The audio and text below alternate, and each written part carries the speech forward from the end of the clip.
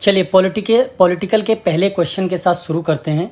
The residuary powers of legislation under Indian constitution rests with, यानी कि residuary power जो legislation की होती है इंडियन कॉन्स्टिट्यूशन में किसको होती है, किसके पास होती है वो पावर्स। तो इसका ऑप्शन है president, prime minister, parliament, states. तो इसका जो सही ऑप्शन है, जो सही आंसर है वो है पार्लियामेंट।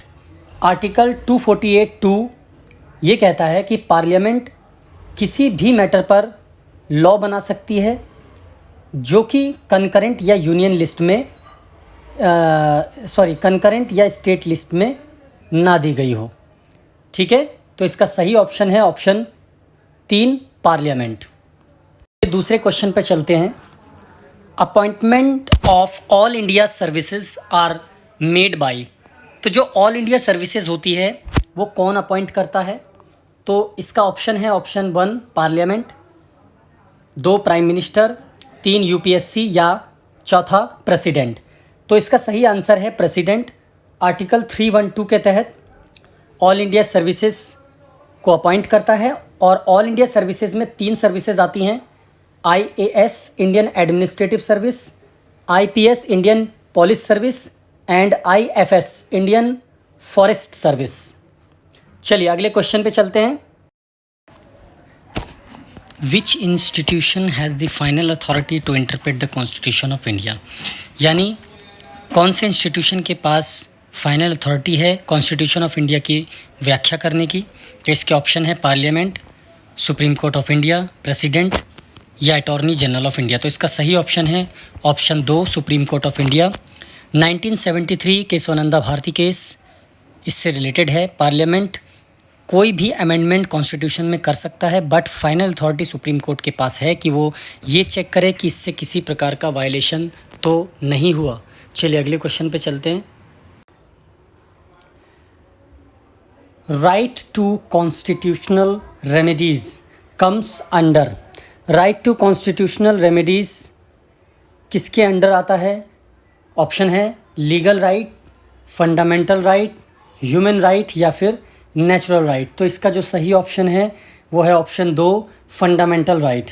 आर्टिकल 14 to 32 ये कवर होता है, रेमेडीज़ 32 के अंडर आता है और 6 number of fundamental rights Indian constitutions में दिए गए हैं। चलिए अगले क्वेश्चन पे चलते हैं।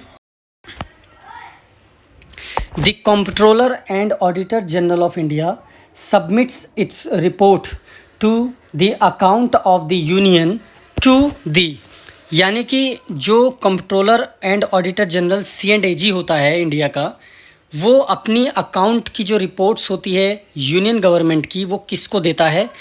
तो इसके ऑप्शन है finance minister, number 2 president, number 3 prime minister या फिर number 4 chief justice of India. तो इसका सही आंसर है आंसर नंबर 2 प्रेसिडेंट। तो जो अकाउंट की डिटेल्स होती है यूनियन गवर्नमेंट की, जो CAG बनाता है एनुअल रिपोर्ट, वो प्रेसिडेंट को दिया जाता है। चलिए अगले क्वेश्चन पे चलते हैं। In a parliamentary system to whom is the executive responsible, तो एग्जीक्यूटिव किसके लिए रिस्पॉन्सिबल होता है पार्लियामेंट्री सिस्टम में। तो इसका ऑप्शन है पहला प्रेसिडेंट, दूसरा हाउस ऑफ द पीपल, तीसरा लेजिस्लेचर और चौथा द जुडिशरी। तो इसका जो सही ऑप्शन है वो है option number 2 house of the people, यानी कि लोकसभा। तो एग्जीक्यूटिव रिस्पॉन्सिबल होता है लोकसभा के लिए। चलिए अगले क्वेश्चन की तरफ चलते हैं।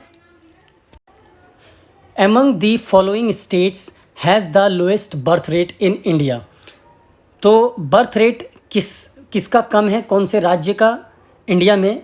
इसके ऑप्शन हैं आंध्र प्रदेश, बिहार, केरला या वेस्ट बंगाल। तो इसका सही ऑप्शन है ऑप्शन नंबर 3 केरला।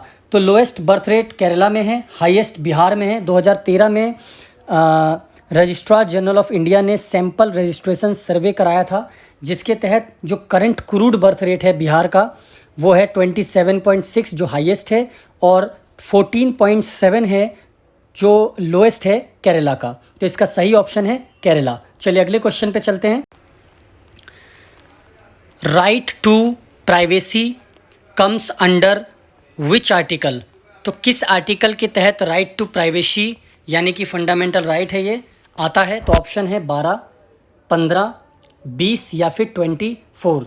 तो इसका जो सही ऑप्शन है वो है ऑप्शन नंबर 4, 24। तो 24 आर्टिकल के तहत privacy, right to privacy fundamental rights में आता है। चलिए अगले क्वेश्चन पे चलते हैं।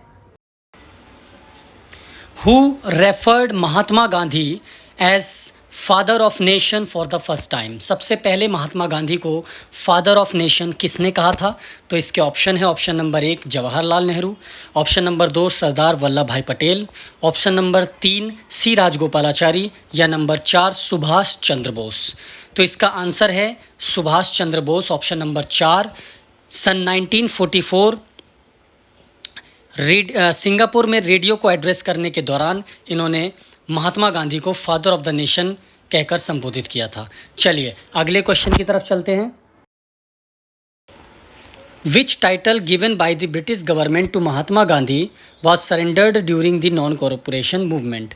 तो महात्मा गांधी को ब्रिटिश गवर्नमेंट ने कौन सा टाइटल दिया था जो उन्होंने नॉन कॉरपोरेशन मूवमेंट के दौरान सरेंडर कर दिया था? तो इसके ऑप्शन है, option number 1 Hind Kesari, option number 2 Rai Bahadur retired honourable 3 और नंबर 4 ऑप्शन है केसर हिंद। तो इसका सही आंसर है ऑप्शन नंबर 4 केसर हिंद।